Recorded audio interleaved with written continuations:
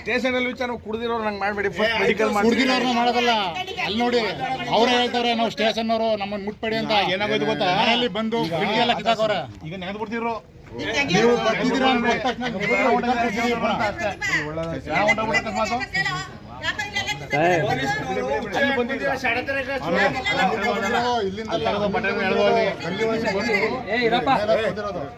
Paper TV radio ಗೊತ್ತಾರೆ, ಹಿಡಿತೀವಿ ಚಿತ್ರ ಎಲ್ಲ ಪೇಪರ್ನ ಬರಬೇಕು. ಅದೇ ಒಬ್ಬರು ಒಬ್ಬ ಬೇರೆ ಅಮಾಯಕ ಮಾಡಿದ್ರೆ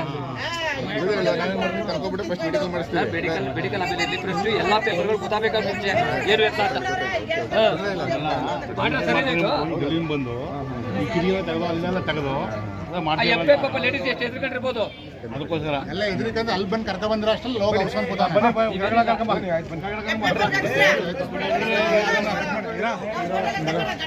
ಕೊಡೋದು ಪೇಪರ್ ಕಳಿಸ್ತೀನಿ ಸಾಕು ಕೊಡೋ.